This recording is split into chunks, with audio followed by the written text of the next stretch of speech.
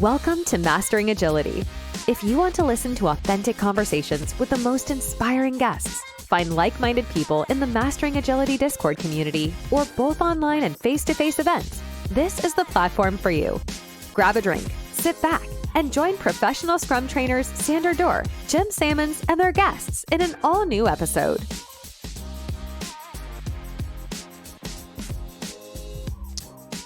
Chris Williams. Hello. Jim. How are you gentlemen doing? It's good to have a fellow podcaster. Thanks for having me. Doing well. Can't wait to get into this conversation. There we go. Neither.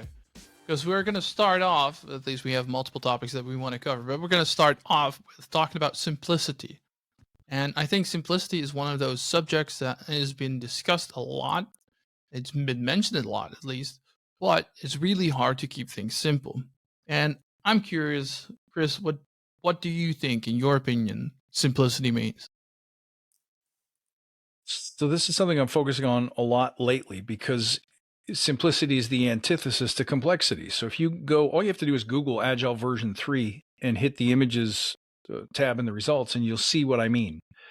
That our conception, our approach to delivering stuff is anything but simple. It seems to me that it's getting more and more complex. And so when you watch discussions on LinkedIn or in various forums, you see a lot of people focusing on the precise how. How do I do this? What I always say, what color talking stick do I bring to my stand-up? And the answer is it kind of doesn't matter. When we say that Agile and Scrum are self-organizing, what we're referring to is that innately, the process should be simple enough that it's open to wide interpretation, but that interpretation doesn't always need to be codified. So what ends up happening is practitioners, I think we spend too much time focusing and documenting, and not to mention forcing our personal codification of how to into the community. And that creates a lot of confusion. It creates a lot of elitism. But simplicity should mean that either your code and or your process and or your people, the organization, and finally, your thought and mind should be as uncluttered and simple as possible. What do you think? I'm going to relay this one to Jim. Yeah, I'm a longtime fan of Marie Kondo and her tidying up mindset. And I've applied that to backlogs.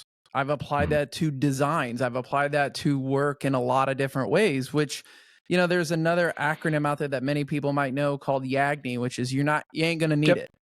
And I think that speaks towards simplicity.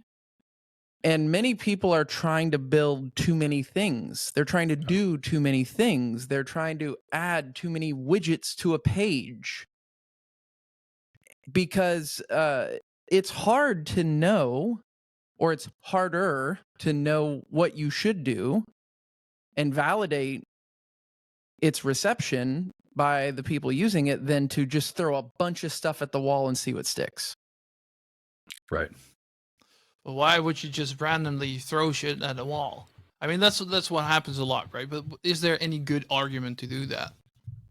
Well, you know, I think it's the shotgun approach. You know, it's the shotgun versus the sniper.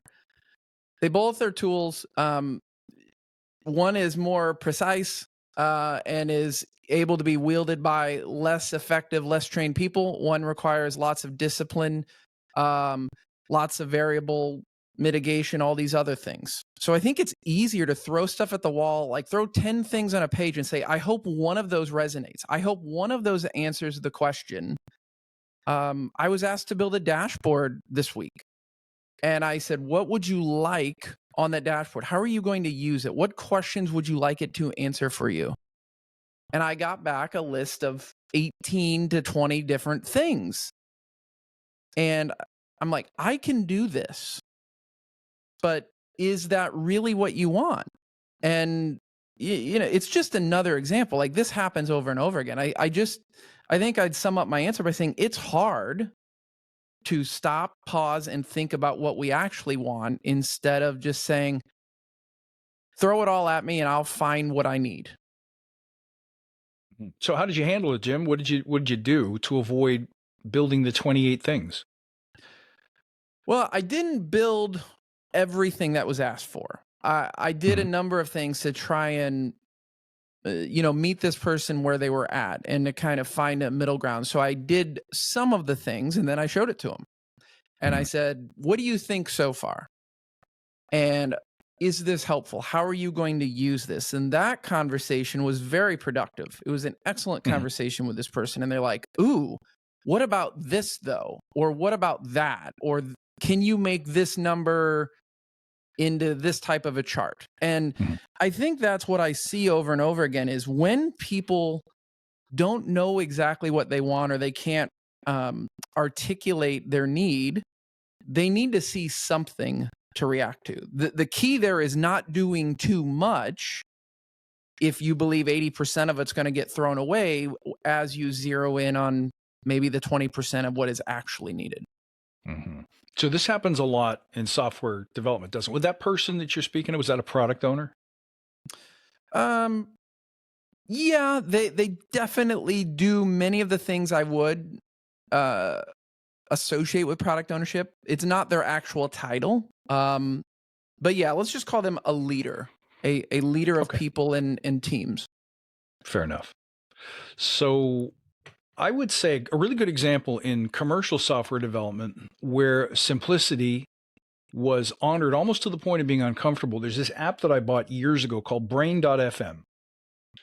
And the principle behind it is that some people believe that something called binaural beats, which is playing, binaural means like, everything on the left side goes entirely in one ear, everything on the right side goes entirely to the right. And they play these beats that are synced to gamma waves, alpha waves, beta waves. The theory is that they will entrain the brain to going into that state. Different states have different helpful features, like more relaxed or more open to suggestion, etc. Better for creativity, better for thinking. So they're unpleasant to listen to, though, because they're these pulses that whoa, whoa, whoa, whoa, whoa in your ear. It's no fun to listen to. So their theory was if we masked that with atmospheric sounds like beach waves, ambient music, chimes, classical music, would the beats still have an effect or an impact on the brain and improve creativity, improve productivity? So the first release of the product was one set of beats with no, it's just this will improve your performance with a very limited number of selections of backgrounds that you could choose from. You could play and pause, but you couldn't save, choose a favorite, rewind, fast forward. None of those things were there. But it was enough simplicity to deliver some of the value and prove that A, did it work scientifically? Did it help? Number two, would people pay for it? And to my mind, that's the elegance of simplicity. So when you're not really sure what you want, we kind of want all of it. Like I have never had a music player that didn't have a rewind button before. I've never been able to not save my favorites on things like Netflix or Prime or Paramount. So we think we want all those things, but which are the ones that you value most? If I could only give you one, which one would it be? And that might be a valuable question to enter into simplicity. And Sandra, I don't know if you want to contribute there, but I'll stop for a moment and let you chew on that one. Well, what pops to mind with me is the amount of apps that I have on my phone. There's a million on there. I don't know the exact number, but there are so many. But there's always the same 4 apps that I keep using, and the other ones pretty much are neglected. But I still use them somewhere down the line. But how do I filter out then, as a customer or as a stakeholder user, what is it that I really want? And what kind of things do I need? Like, for instance, my banking app. I don't use my banking app the same amount of time as I would use WhatsApp or Telegram or Signal or any of those apps or LinkedIn or something like that. So how do I filter out what do I really need and what kind of things are essential? So there's a balance that our stakeholders and customers need to find in frequency and value.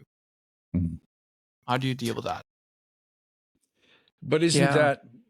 Sorry, go ahead, Jim. No,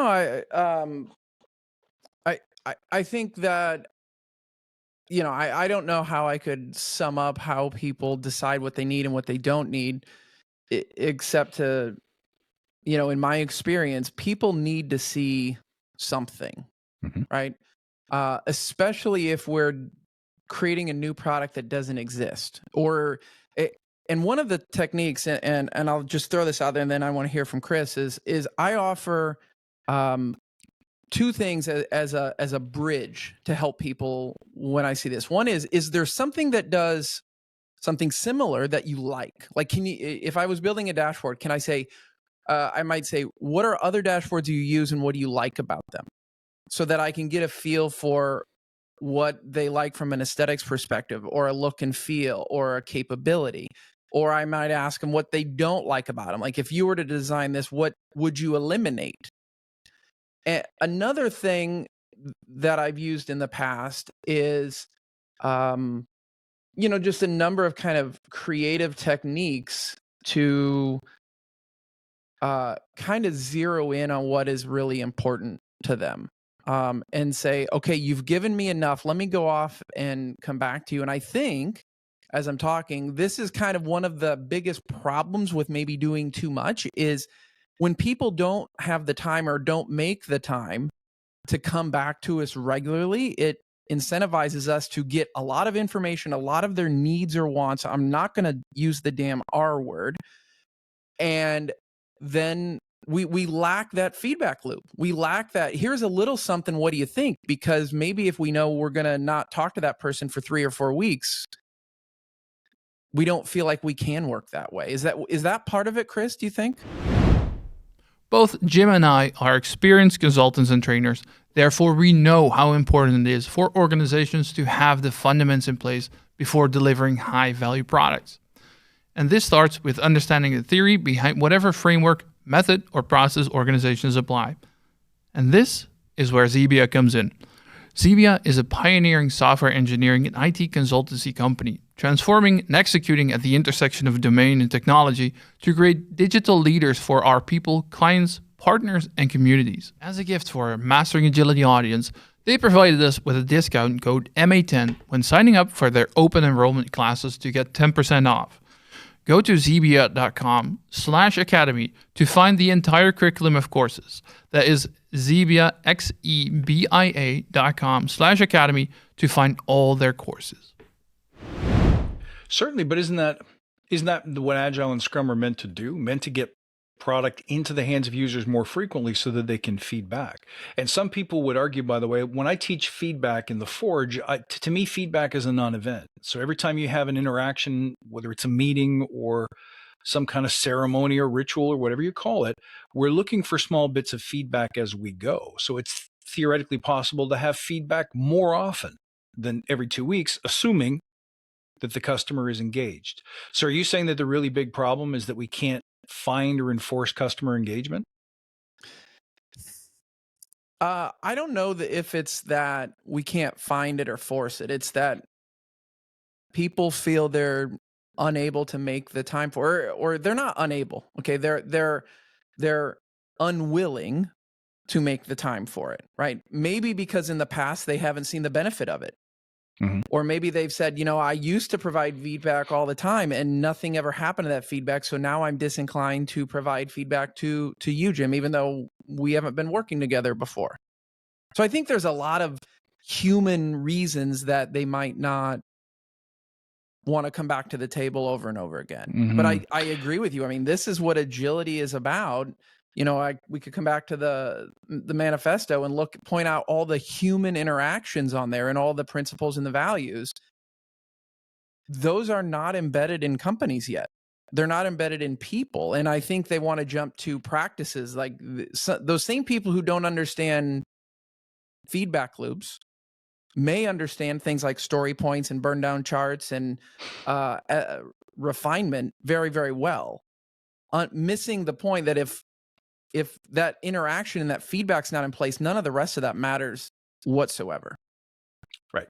So I'm of the mind that Agile is best applied, or Scrum specifically is best applied in situations where there's at least a decent, double-digit percentage of novelty or unexplored innovation in a project. So if you're using Scrum to manage an Oracle upgrade project, you're probably misusing the tool. Mm-hmm. And so it's not surprising then that, well, do I really need to be in this meeting? The product owner's sitting there going, why do I need to be here? You guys know what to do.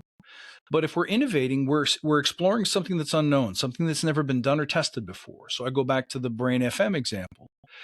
It's not about just showing them something and say, is this what you want? But we would count on a product owner in an ideal world to know their customer well enough that they understand the number one pain point. They should be getting that data either from research, market study, feedback, like what's the biggest complaint you get in support calls? What's the number one feature request? If we're not set up to gather, collect, and transmit that data, then something's wrong. And people always scream that the number one reason for Agile failure is lack of management support.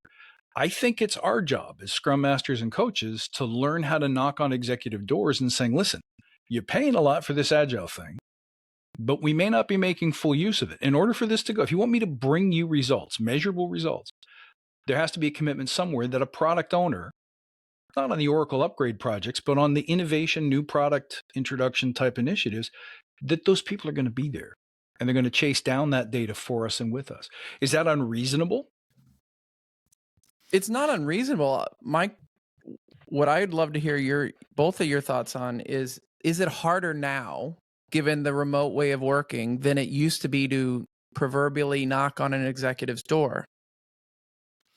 Maybe not necessarily harder, but it requires a new way of, again, accustoming ourselves to the way of finding this information. It's still in the same spot, but it's more the process.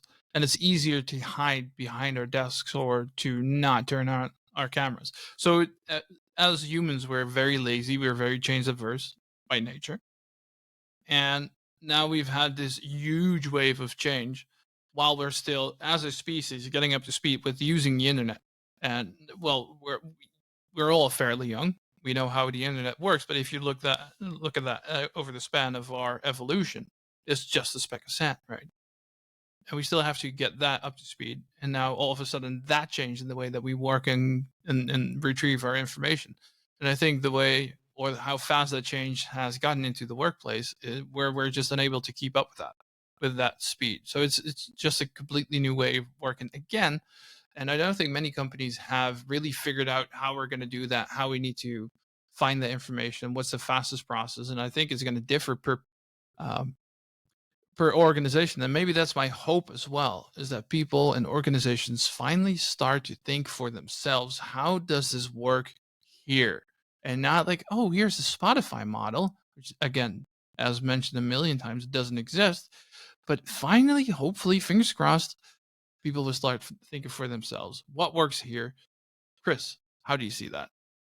So I promised I wouldn't get political, but I think I have to break my promise. I remember I'm a little older, so my birthday is next Tuesday and it's number 53. So I hope you all can make it. But when I was a consultant in the early 2000s, we were introduced to the idea of something called offshoring. And in the offshoring model, all of a sudden we were expected to be on phone calls at 2 a.m. or 6 a.m. with a group of people who didn't natively speak our language. We will never meet in person.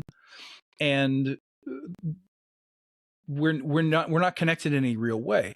And so it's how are we going to make this work? How are we going to have the necessary conversations to understand progress, to understand blockers, to understand challenges? And they said, listen, here's a little start, one of those Polycom phones. Here's a free bridge number you can use anytime you want. Figure it out. And we did. We figured it out because the pressure was to reduce the cost of delivery.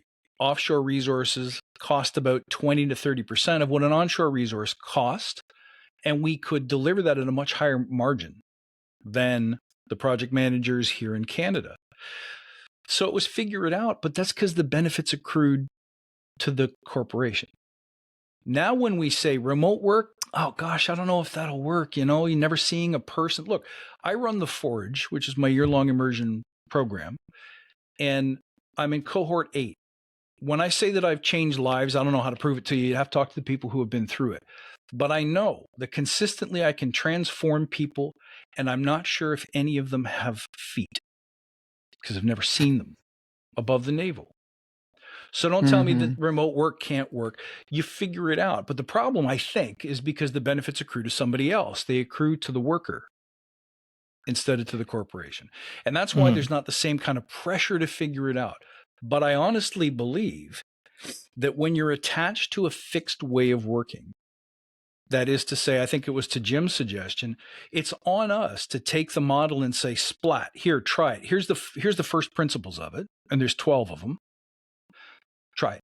See how it works for you. You say, oh, this Agile thing, it doesn't work. We got to do daily stand-ups. That's not going to work. Okay, what if your stand-ups once a week? Would somebody die? Probably not. Would that make the problem better? Yeah, it would help. Okay, let's do that. Yeah. We don't seem to have an appetite for doing that. Everyone wants to know, what's the rule? Give me the rule. What's the rule? What makes me a good employee versus a bad employee? What gets me my raise on my 360 review at the end of the year and what doesn't? They want answers, specific answers. But it's not baking, it's cooking. Big difference. Yeah. Wouldn't you say that if we let people off the hook right away and by not doing it by the book, so indeed you don't do your daily scrum every single day, but do it every other day, it opens the door for other elements to not be done as well, because we didn't have to do the daily scrum every day, right? So why do the other things by the book, or why apply the rules there? Easy answer, because one way or the other, the results are the proof. So if you start off saying these are the basic recommendations, here's your basic scrum. And so you start by doing stand-ups every day, and people are like, this is too much, or this is too little. You'll know. How will you know?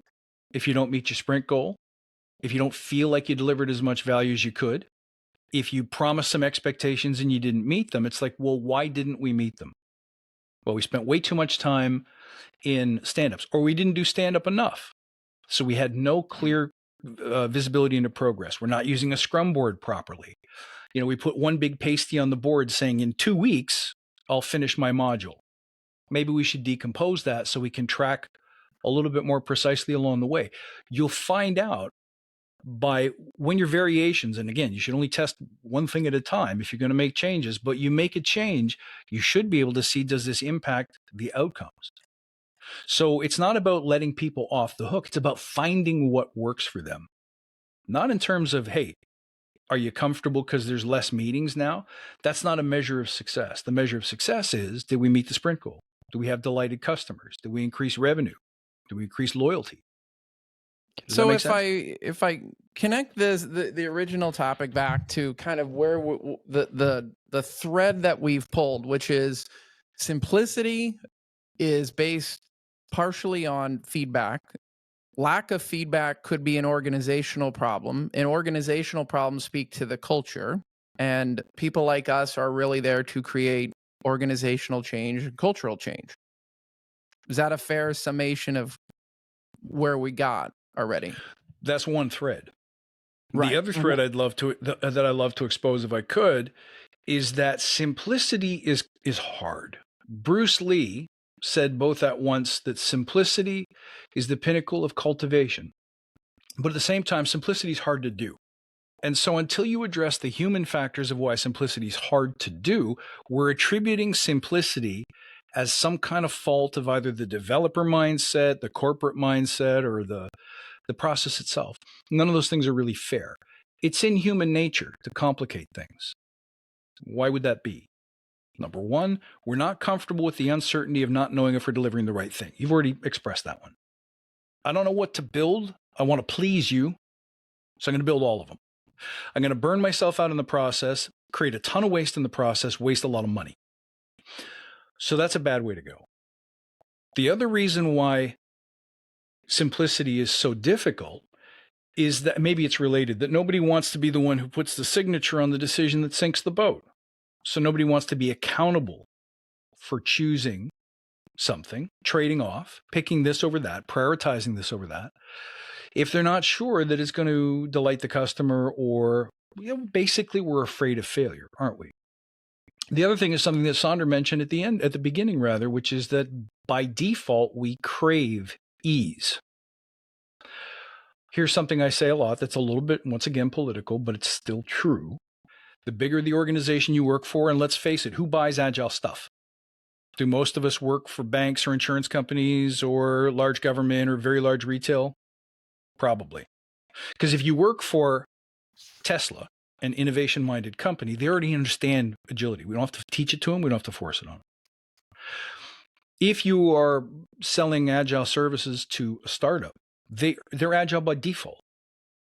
That's a live it or die scenario. But it's the large organizations where we struggle the most with complexity. The reason being, that it attracts a certain kind of person. A bank cannot select all agile, high innovation, lean thinking people. They just can't. You can't find them. It's hard to groom for them. They do need a lot of people who, and please don't take this the wrong way, but when you think about the massive employees, they're people who do the work, push the buttons, make things happen. And they're content to get a steady paycheck and they're content to coast towards a pension, but they're not necessarily the same kind of person who comes up and says, I think I know what my customer wants. I want to try this and I want to try it for a week. And if it fails, I'll say, sorry, but I'm not going to be afraid to roll the dice and make a call in the future because that's the only way we're going to innovate. So complexity lets people pad themselves against sticking their neck out and taking those kinds of risks. So until you solve that problem, which is hard to do in a large organization, people will continuously throw up complexity for no reason. Some of us just like feeling clever, by the way. When I was an early developer, I used to sit there, I was like 25. If I had nothing to do on a Wednesday night, I would sit there and try to make Visual Basic call the Win32 API just to see if I could pull it off. Could I make Visual Basic do something that Visual Basic doesn't do? And so when I would go and write code for my customers, I'd always be trying to do some stunt or some trick to stretch myself. That's not what my customer's paying for, though. So sometimes complexity comes from a desire to be clever, a desire to be cool, a desire to create something that's never created before. So there's a bunch of, and none of these things that I've just spoken about have anything to do with agility. Does that ring? And did I answer your question, Jim? No, it definitely rings true for me. I on this show before, Chris, I have mentioned one of my favorite quotes from Mark Twain, which is, "I apologize for the long letter. I didn't have time to write a shorter one." Right, and I think that goes to simplicity, and that it's actually difficult to be clear, concise, and to have that brevity of what you need, what you want, or what we're producing.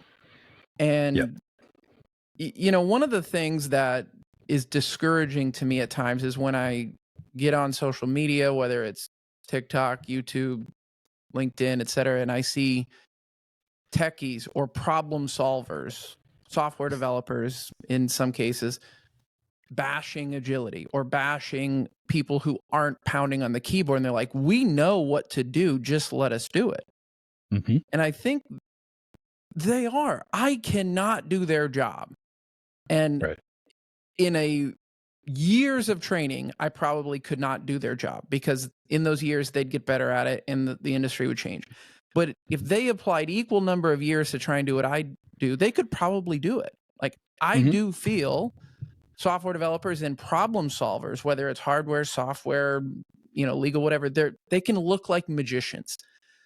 But every industry, every company that I've seen and been in has had people who their skills are not in tapping on the keyboard or swinging the axe or tapping the hammer. They're in talking to users, talking to customers, data analysis, data science, investigation, UX, UI, human interface design. Those people are no less valuable. And I just think that everyone's got to realize that, yes, if I wanted to build the world's best dining room set, I'd want to hire master craftsmen in woodworking. But being able to be a master craftsman in a craft like that does not mean you're a furniture designer. It does not mean you're Charles Eames and you're going to design the most beautiful chair that has existed for 75 years and that people are still copying and knocking off and paying thousands of dollars for. Those are two very different skills. Sometimes those skills are in one human being, but most times they're not. That's right. And I don't think organizations would benefit from having an entire workforce that would look like that. I mean, it's going to be rampant chaos if everyone is going to, like Chris said, stick their neck out and see, let's experiment and see what's going to happen. Because people are just going to focus on running experiments and not actually building the value. They're just like a puppy running after the next shiny bone and figure out what's the most fun thing to do rather than actually building the thing that our customers need. And Yeah, I we mean, need a lot of people to build that stuff, but we need like a very resilient group of people that can tolerate uh, the naysayers and, Mm-hmm. and the repercussions in yeah, order to get to the point that people can actually build the product. I mean, Can I I? have a lot of software craftsmen or just craftsmen that are friends of mine, close friends that I've known for years. And when we are sitting around having beers or drinks or just, venting, one of the things that pisses them off the most is when they do their job really well and it doesn't make an impact. Whether that software sits on the shelf Mm-hmm. or it gets diluted by the time it gets to the user, or it just never gets released because the business pivots or cancels it or kills it, or what, that bothers them. And I've asked them, would you rather work on something that was maybe someone else's idea, but you get to do your craft amazingly well and have a much higher level of confidence that it's going to make an impact and get released to the market, and that 10 years from now you're going to be able to point to it and say, I helped do that? Or would you rather be left to your own devices and just you and your cronies at your keyboards banging out whatever, and have like a 75% likelihood that what you're doing, even if it's amazing, is never going to see the light of day? And they always choose option A. Hmm. And that's Interesting. the friction between doing the thing right and doing the right thing. I like that. I like that. Eddie Van Halen and Prince, both deceased, apparently have vast amounts of old tape of experiments that never saw the light of day. It wasn't a question of, is this good enough for my listener? Because you can never be sure unless you show it to the listener. But it wasn't good enough for them. It wasn't right. It didn't fit. And so you might say, think of all that waste, all the stuff that never saw the light of day. How can you stand that? All that creativity and genius, and it never touches a living soul. But they understand that's part of the process. It's the woodshed work, chopping wood and carrying water, they call it, where you just do the craft. And sometimes it's got a big payoff, but it doesn't. We're uncomfortable with the idea that, think of how a record company thinks. I use this example a lot. It takes only a few Adeles and Aerosmiths to pay for all of the bands that you're never really going to hear of again. They're comfortable with that model because the payoff is not 3 to 1. It's not 10 to 1. It's 1,000 to 1, right? So it pays for the other investments that don't make anything. But Facebook used to have a feature called poke. You could poke somebody. Hey, Jim, poke. Mm-hmm. What the hell was the point of that? We're not sure, but let's build it. And they built it and nobody used it. So guess what? You can't poke people anymore on Facebook. They decommissioned that feature. I'm going to give an example if I could. And I've used it before, so forgive me if you've heard this already, of true solutioning. And so I worked for a very, very large company that during the pandemic was really struggling with employee churn. People hated what they did. The pandemic exposed to them for the very first time that, hey, I don't have to commute. I don't have to go 2 hours into Toronto and then 2 hours back on the way home and miss my family and burn out. And, in the winter here in Canada, if you got an 8-hour day bookended by 2-hour commutes on either side, you leave in the dark, you come home in the dark, you go to bed, you get up and you do it all again. It's a hard life. People were burning out and they're saying, you know what, if you don't value my work enough, I'm leaving. So a big company like that struggles with, how do we solve this problem? Because every time I lose a person, it costs me 5 times their salary to replace them. Very expensive. We lose the knowledge continuity. We lose the sense of family and team. All of those things are injured by not creating a great working environment for them.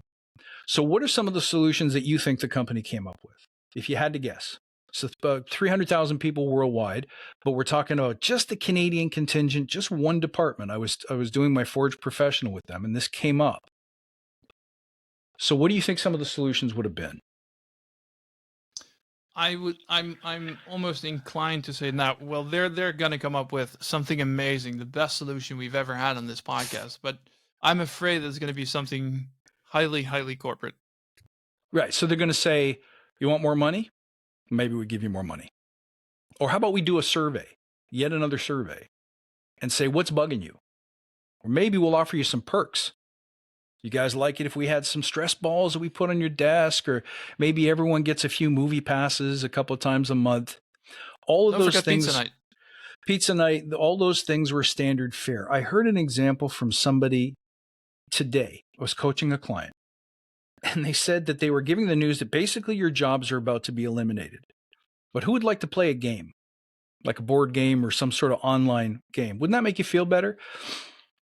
So these solutions obviously weren't going to work. They haven't worked in the past. They're not going to start working now. So I said, any other ideas? What if this were way simpler? Silence, crickets. So the first observation there is that the mindset, the way we've always done things, will box you into a certain pattern of thinking. I don't like to mansplain or suggest, but sometimes when you hire a coach, you're looking for a tiny bit of hand-holding. So I offered them this. I said, what if you do this? We are 24 people, 24 leaders in an organization, relatively senior leaders. What if each of us grabbed our teams of 10 people and simply said, hey, look, by the stats, I know that right now at this moment, probably 40 to 50% of you are at least thinking of quitting and going somewhere else. Maybe you think the pay sucks. Maybe you think the work condition sucks. I don't know what it is. And I can't promise that I can fix any of them for you. I don't have the answer. I just want you to know that I care. I want to find a way to tell you how much I value you. I want to hear what's not working. I want to hear your ideas if you got them. And I want to know if there's anything I could do to keep you from leaving. And what we found is, if a person had a team of 10, 5 of them were thinking of leaving, we were able to save 2 of them every single time, with nothing more than a discussion that at no point pretended to solve all of the problems. Because if you need to solve all of the problems in order to release your solution onto the world, it will be, by definition, overly complex. But simple means, first of all, don't we have to ask permission from the executive to do this? No. I'm asking 24 of you to maybe do it with 10 people. Right? So let's go try that. Let's go try that. And they said, can you write that down for me so I have the script? So the big takeaways there before I finish and turn it over to you, Jim, is that first of all, the simplest solution is often the best one.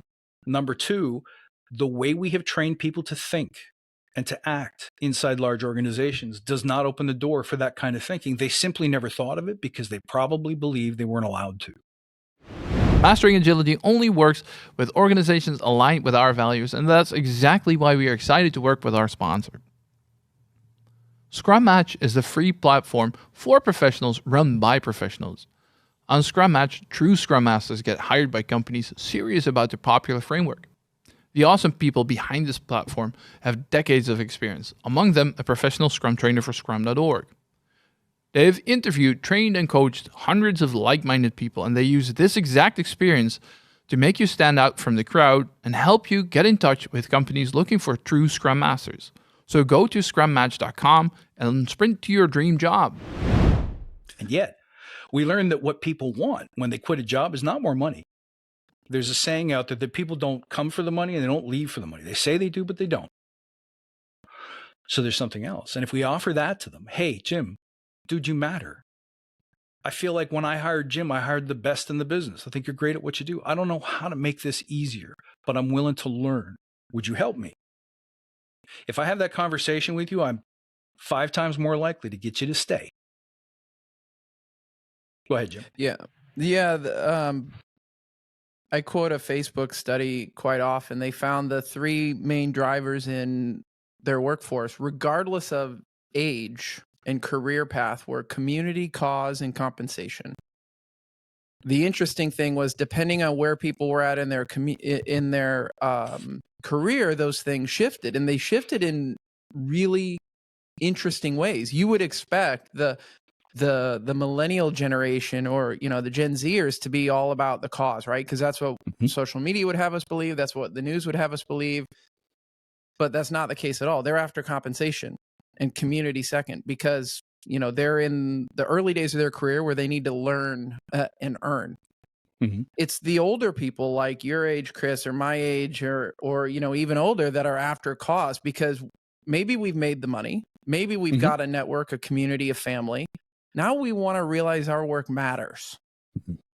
But all three of those things mattered to everybody very, very much. It was just which one was kind of winning, right? And I think as you were talking, and I don't know what the answer to your company was, but not exactly what it was or what they tried, but I remember a similar thing. And I was working at a place that had wine and beer on tap. They had a chef that cooked lunch 5 days a week. There was ping pong tables and Razor scooters and all this stuff. And guess what? They still had an employee retention problem because those things were table stakes. That's what anybody in that industry needed to do. That they were expected.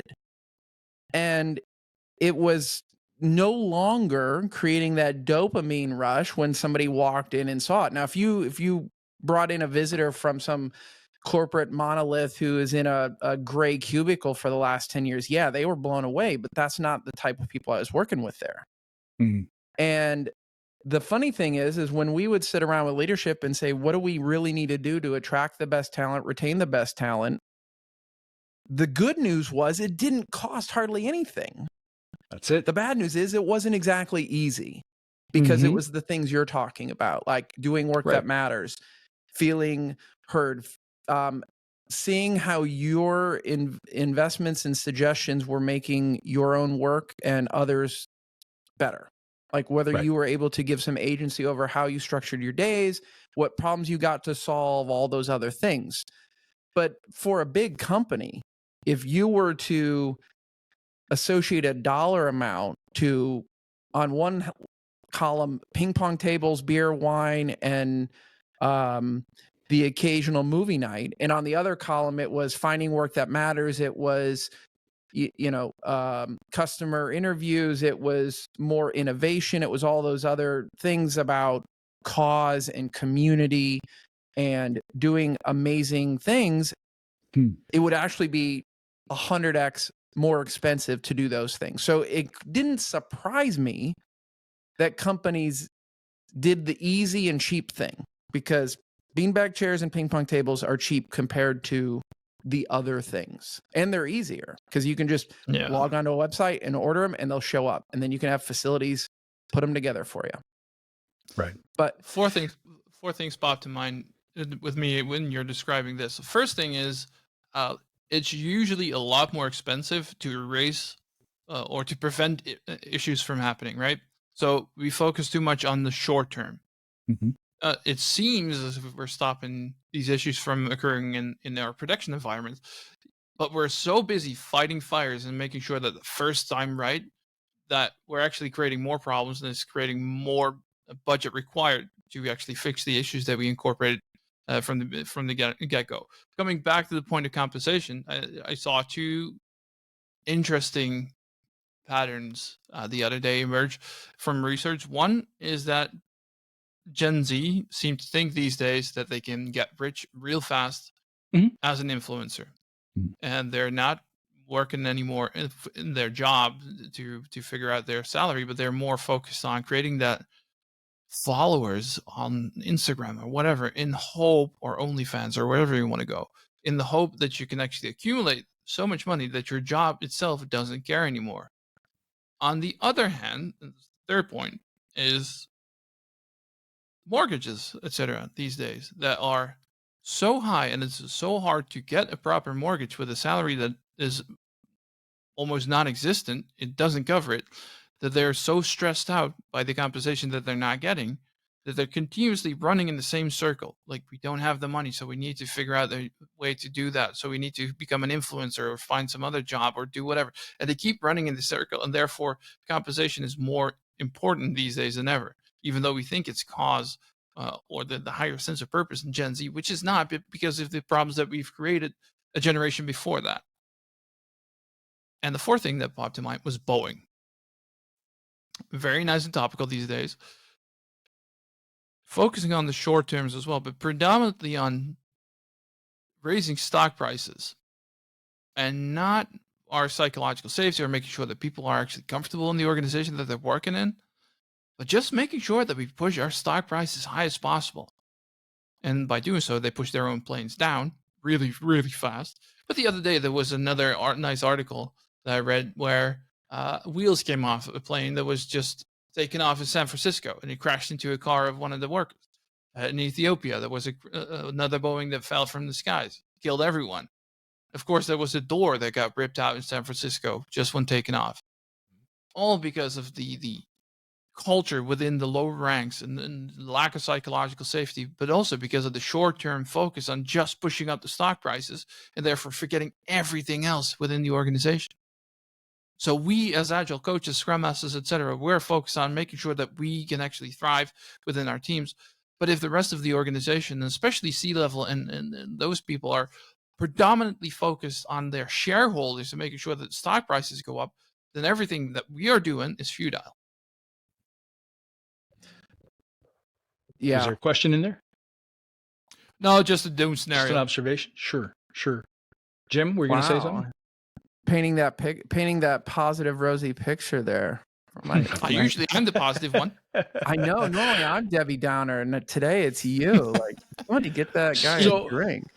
So I know we're not out of time, but we must be coming up on the hour, and I wanted to leave you with something practical if I could. So I'll give you a link to a guide that I've written, which is kind of I don't know, like a wedge into the bigger work that I'm starting to do now that has everything to do with simplicity. So I would encourage your watchers, your viewers, to grab this guide, because there's a couple of practical things that you can take away and start doing now. The first thing is, and this applies to almost everything that you just mentioned, Sander, which is generally it's a good rule to never push, always pull. What that means is, when you look at a big organization, and when I teach the Forge, I steal from Tony Robbins the idea that there are 6 prime human motivators. One of them is the ability to make impact, which is to do things. So for example, if I'm thinking of working at Boeing and I'm an impact-driven person, I want to work there because of their innovation, but also when I hear that rivets are flying off and doors come unhinged during flight, I want to go help fix that problem. That's an impact person. Some people prefer significance. Significance means you're a little bit like me. You like to be on stage. You like to be known. You like for people to pay attention to your ideas, to interact with you. That's how you matter. Some people love to grow. They want to be in situations where they're learning, where they're expanding their edges, becoming bigger, contributing more. Some people just want to be loved, right? Some people just want to get approval. Look, Mom. Look, Dad. Look what I did. Aren't I great?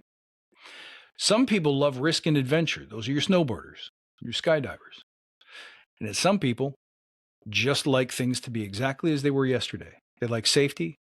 They like certainty. When you look at a big organization, it's mostly certainty and safety people.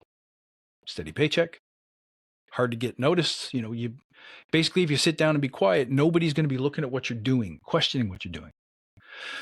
So if I don't like to make a lot of noise, it's a great place for me to run my career, and no judgment. There's nothing wrong with any of these 6 categories I just mentioned. One is not better than the other, but everyone is a little bit different. Oftentimes Agile people are impact people. That's for sure. So when I say don't push, only pull, I trust that when I work with organizations, like I don't work with banks anymore because I don't really feel that my gift is going to be received by the bank in the way I intended it. They're not ready for what I teach, or it's not valuable to them. And that's okay. This is me not pushing. On the other hand, I trust that people who love my podcast, who love my work, will find me and say, yes, what you have, I want too. So step number 1 is, as an Agile practitioner, go and work in places that are aligned to those desires. You're a perfect fit for somebody. Focus on that fit. You may be great for startups, but your cousin or your next door neighbor may be better for oil and gas. Because again, their ingenuity, I want to do something significant. I want to fix those difficult problems. I want to create beautiful designs. Different than an Agile leader. So first thing is don't push, never pull. The second thing is you have to let go of your attachments to things. So we suffer when we need to be in control of things that aren't controllable. We suffer when we need to feel right all the time, or when we need to feel special all the time. We suffer when We want to be clever or known for our intellect, or we want our ego to be in control. So by letting go of things having to be a certain way. So if you're an Agile coach and you work at a bank, if you can't let go of the fact that they probably don't get you yet, that they're probably more focused on shareholder value than they are on fidelity to the Agile principles, if you can't let go of that, the bank may not be for you. It doesn't make them wrong and it doesn't make you wrong, but you simplify the playing field if you let go of your need for anyone to see things your way, do things your way, etc., etc. So in the guide, I go through a bunch of those mindset first principles that will allow you to be more like Brain FM and say, listen, we heard you, we listened to you, we think this is the most important thing that you want. Makes sense. Does this improve your study productivity? That feature needs to be there. If I released a piece of software that did fast forward and rewind, but didn't deliver better performance on your exam, the product would fail, nobody would buy it, and we'd have to shutter our doors. But when you let go of trying to make this thing perfect, trying to make it solve every problem in the organization, trying to know everything before you take the first step forward, you let go of all of those things, you open the door up for simplicity. Simplicity becomes much easier. I'm going to stop there and see if you have any feedback. Yeah. Wow. I had a couple reactions in there. I want to ask you a tactical question that came up for me last week. But before I do that, I just want to sum one thing up. A lot of the things we're talking about are organizational things. They're cultural things. And one of the points I was trying to make earlier, or when I asked a question around, is it easier or harder, is, I've been helping people build Obeya rooms and walls lately. And Obeya is just a Japanese word that means big room. And, one of the most effective big rooms that I've had in the past as an Obeya room, we called the Bat Cave. And it was the hub of a lot of activities. And we could go stand in it and have amazing conversations. And we could see roadmaps and touch them. We could see dependencies and eliminate them. It was an information radiator. Yep.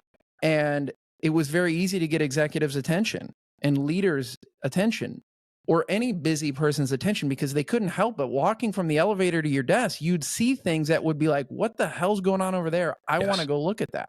Yep. It is so much harder to do those type of things and radiate that information when something's in a system behind a login that you got to use your authenticator app to see. Or when you're going from Teams meeting to Teams meeting or Zoom to Zoom and you're dropping in and out. And it was very easy for me to just position myself in an executive's doorway and say, hey, can I get 10 minutes? I'd like to come show you something.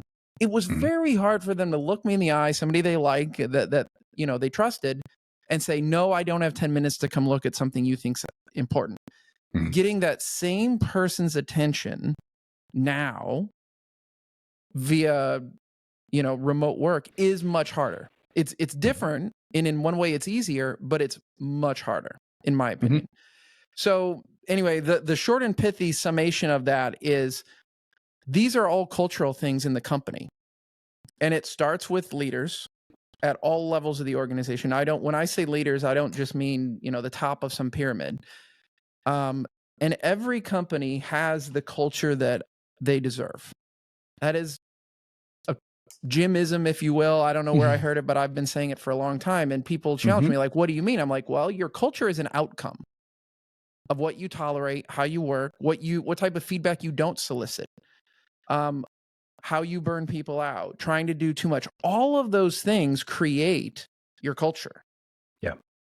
But what I want to kind of come back to with this idea of simplicity is, I think we would all agree, and if you don't, please tell me you don't, is that clean code is simple to understand. And simple to understand code is easy to walk the code and understand what it's doing. So last week I was kind of challenged by some very smart people. We don't need to document that, Jim. Our code is self-documenting. And I said, that's awesome. Like, I'm glad that your code is so clean and hygienic that tech people can look at it, understand what it's doing. But what I was talking about is the why behind the code. Like, why did we write this business logic. Why did we make this decision? Why are we showing this screen? Why is this function even in the product? Where is that documented? Right. And So I got silence. Really? And what do you think the answer is? Well, I think at a high level, I think it's, well, we've never really thought about it before.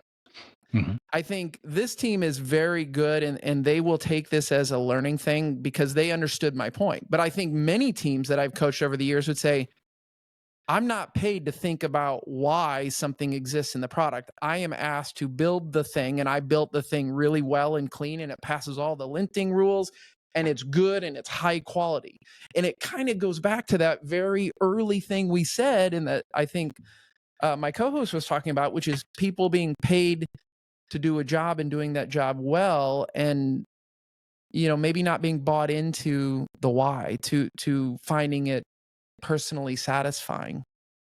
I think it's incumbent on anyone who works in our industry to, the old Agile principle I used to teach, or Scrum principle rather, was that the product backlog belongs to the product owner. And it's not really for the team to say, well, why do you want that? But it's also incumbent on the product owner not to look at the sprint backlog and say, why are you using Oracle for that? That's dumb. Like, we don't want to have that blurring of lines. But there is a little area in between where I think the job of a Scrum team is to provide the most elegant solution that meets all of the requirements of some definition or acceptance criteria. Simple logic. So when you look at the example I gave of the company that was losing bleeding people, what's the most elegant solution?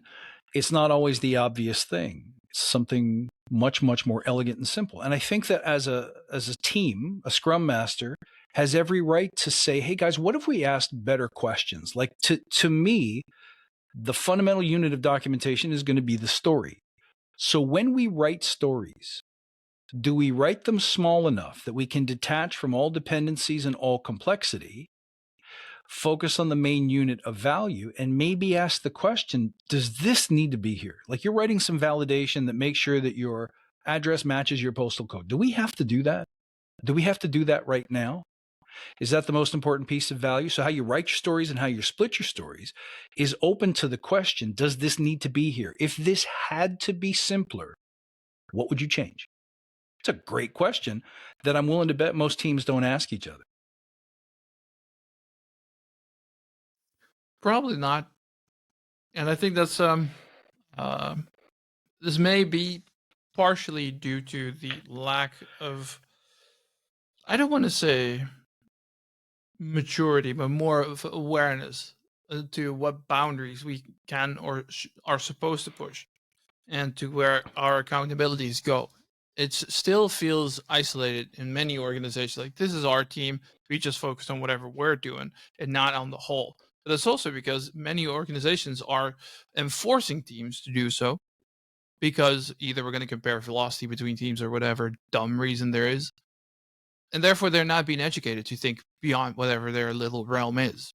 And I was recording a very interesting conversation with Jose Casal the other day. That's going to be, by the time that this episode is being released, it's going to take another month at least before the episode with Jose is going to be published. So just as a little Easter egg, or not Easter egg, just a heads up, I would highly recommend listening to that one as well. But he said the Agile people of today, the generation Agile of today, are going to be the Agile leaders of the next generation. So by the time that we have a whole new generation of developers, the C-level management has been incorporated in the whole Agile mindset. So I like the idea that there is some sort of an Agile horizon that is being educated with the ways that we are currently doing it. So I'm very curious and hopeful for the future to see how that's going to play out, because by then, hopefully, the whole traditional ways of management and thinking and pushing and resource management, horrible term, is going to be erased from our systems in that sense. I'm not saying it doesn't have any place anywhere in the world, but not in the ways of our Agile product development. Yeah, Chris, I see you're very eager to jump on this. Sorry, Jim. Did you want to contribute first? You go first, and then I have just a quick comment on that. Go ahead. Okay, so one thing I never see enough of is when people say, and you mentioned it, Jim, I can no longer knock on an executive's door and say, hey, I have something really cool to show you, but it's, it's behind an authenticator app, or they're busier than ever, or we're not on the same floor anymore. What I would love to see Agile professionals do is take more accountability for the solution. And the solution is simpler than you think. The solution is when we speak to executives, we so often think in terms of what we value, what we want, and what we like, and not enough in terms of what they want. If you go to an executive and send them an email with a picture of a dashboard that says right now you're spending $2 million a year on Agile coaches and you're leaking 80% of that investment, you're not getting what you're supposed to get out of it. Do you want to hear more? Or say, because you're using Agile, we're doing it well, we've started Obeya rooms, and now for every dollar that you invest in an Agile coach, it returns $2.50. And we can prove that. Would you like to hear more? It's only happening on one team, but would you like to hear how we did it? If you speak in terms that they can relate to, they will listen to you. You start an interesting fire, and people are going to come around to you to get warm. That was my thought on some of the things that were just kind of said in the last 5-10 minutes. Go ahead, Jim. Yeah. It's so important to be able to craft a narrative that pulls people in to want to understand why. Like if you say, hey, I built this cool thing for you, even if they love it, they will discount it, because when we see somebody do something, it looks easy. Like we go to a high-end restaurant and we eat this amazing meal. We might be wowed when they set it down in front of us, but when we're done, when we're satiated, and we're like, okay, that was awesome, but I have it before. And we all do it. It's normal. But when you can connect people to what you did with it and how it made a difference and how it made people feel, that story resonates. So here's an Obeya room. Here's what it's helped us do. And here is how it has helped us get this other project back on track. Or here is how we think it's going to shave 4 weeks off the delivery of this core feature that you love, which is going to make the company $100,000 every quarter, right? That's much more impactful. And when you can do that over and over again, you will find a lot of interest in the things. For sure. But the actual reason I got animated was actually something Sunder said, which was kind of this shift in the industry that I feel. And I think just to get a book recommendation out there, because I haven't recommended one yet this episode, is The Machine That Changed the World is probably the book that changed Jim the most. So if you haven't seen it, it's about the automotive industry. And what you'll see is that things are cyclical.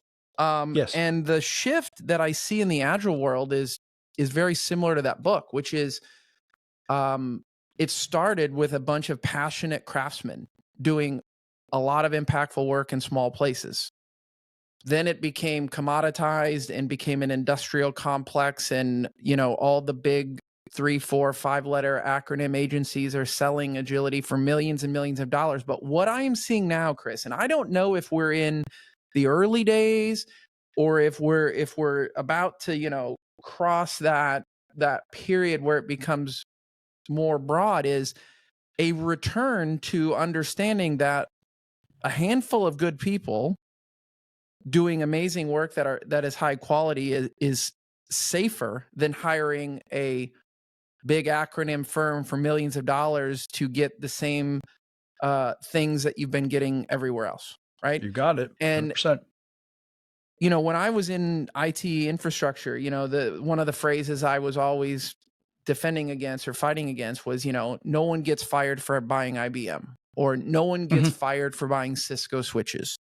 Right. Even if a small company could bring a much better product to market or a service to market, right? Like it wasn't seen as safe for people to, select during a vendor bake-off or an RFP process or whatever. And many of the best people that I see are not associated with large companies. It doesn't mean big companies are bad, but we need to make it safe and confident to work with different types of people. And when Dave Snowden was on a few weeks ago, he said something which I think is really, I've used it many times since then, which is one of the ways of improving a system, optimizing a system, is to amplify the things that are good and dampen the things that are not good, which is why I'm such a vocal person around good people are everywhere. They're in every company, but you don't need to accept mediocrity. You don't need to accept the status quo. You don't need to accept not talking to your customers or not getting feedback or not whatever. Like, and it's just kind of my way of saying, how can we amplify that? How can we amplify the leaders who are making time to go talk to stuff and look at teams? And how can we amplify the people who are asking their employees, what is it that would really make you more happier, more invested, more likely to deliver high quality work, instead of amplifying the people who just want to throw another day of PTO or a ping pong table at somebody. So these podcasts and books are a great start because they try to teach the world some of the lessons that we've learned. But the problem is there's too many books. I saw a post the other day, 77 books you need to read to become a great leader. It's like, 77 books? What are you talking about? Who has time for that? Again, another example of complicating the playing field. Those 77 books probably all say the same three things if you're willing to look. But that doesn't sell books. That doesn't make Penguin rich. That doesn't make O'Reilly rich. So I think that the answer, if I look at all the people who joined the Forge, and when I bring them in, I ask them, what do you want? What do you wish you had more of? What made you decide you needed to have this course and this experience? The number one answer is always courage. The courage to do what I think is right, to deliver the value that I want to add, and then to help other people understand it and embrace it. That's the thing that's missing. Remember what I said, if 80% of the people that work for large global organizations are of the certainty and safety type, guess what never happens? Courageous decisions. And if we agree today that simplicity is best implemented by the beliefs and the mindsets you have about what's valuable. Is certainty more valuable? Is solving every problem before you release more valuable? No. It's solving the most important problem with the least amount of energy possible. See, this is why Bruce Lee loved this stuff, because he was all about taking your opponent's energy and using it against them. Ancient philosophy says the sage does nothing, yet nothing remains undone. How's that possible? How is it possible to do everything without doing anything? It's because you don't waste time on the things that don't matter. So, I would say, to your point, Jim, one of the most important things that Agile people of the future need to get good at is, as you say, they're going to go into an organization anyway, do great things, but they're never going to get noticed. I think one of the main jobs of an Agile coach or an Agile Scrum Master or anyone on the team is finding ways to amplify the value of what you do. How do you make your message known? How do you get your contribution in front of the people who can help you do it better and spread it? Yeah.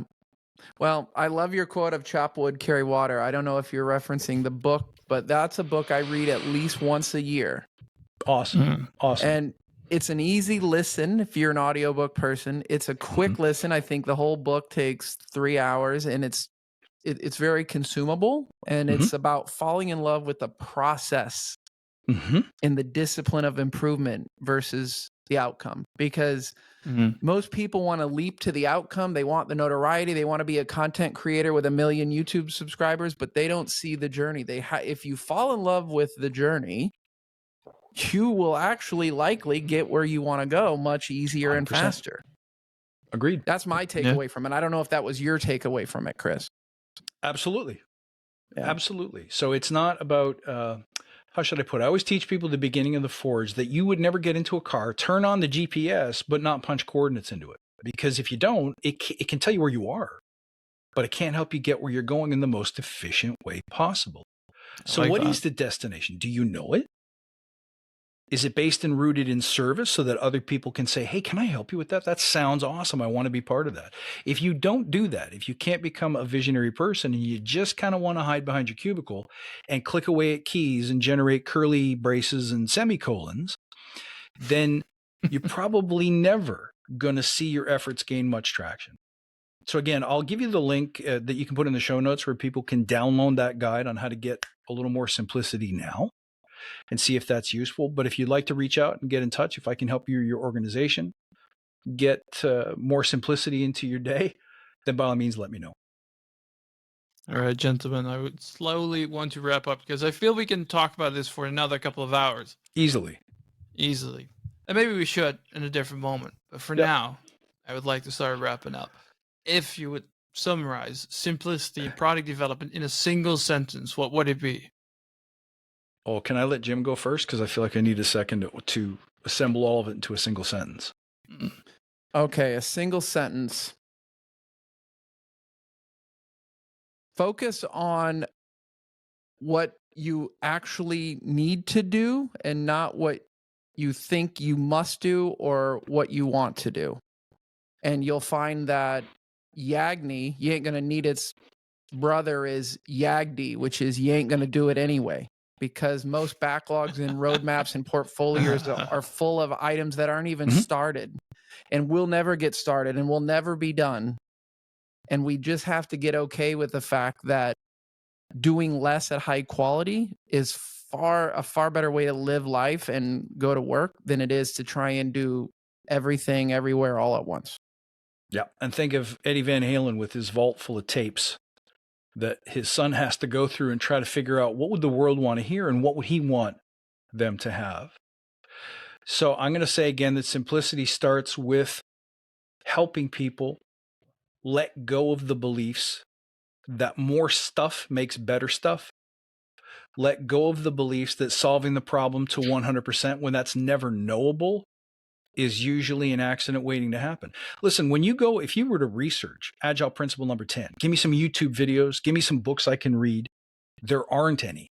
It's probably the most overlooked principle in all of the 12 Agile principles, probably because it's not in that little Foursquare manifesto that everyone tends to favor, but it's deeply overlooked. And I honestly think the founders were probably very zen about this whole thing. They understood that, guys, you're doing too much. You're making too much stuff that'll never see the light of day. So it's hard because if it were easy, everyone would be doing it. So accept and embrace that it's difficult to be simple, but it is so worth pursuing because who wouldn't like to be more like Eddie Van Halen? I'll tell you, Chris, sorry, son, I'll be brief, promise. I had someone tell me the other day that they had a mediocrity issue. And I said, I don't know that you do. I think you have at this company here in the US, a lot of highly capable people. Highly capable people will made to appear to be mediocre when you give them 30 things to do when they can only really do 2 or 3 at a time. And that I think I hope that person is really reflecting on that because there probably is some mediocre people. But any of us could look mediocre if we're asked to do something that either is not our skill set or we're asked to do too much at the same time. Or is impossible, yeah. Jim, I like the way you think. I'm glad that people have you to coach them and give them this kind of counsel because this is the kind of stuff that makes our industry work better and look better. Well done, sir. And same to you, Sander. Thanks. Sander, what's your summation of simplicity? I just did it. Oh, sorry. Yeah. You're talking to Sander. Sorry. No, I'm just going to keep it simple. I'm going to say maximize the amount of work you're not doing. Super simple. But that's really summarizing it.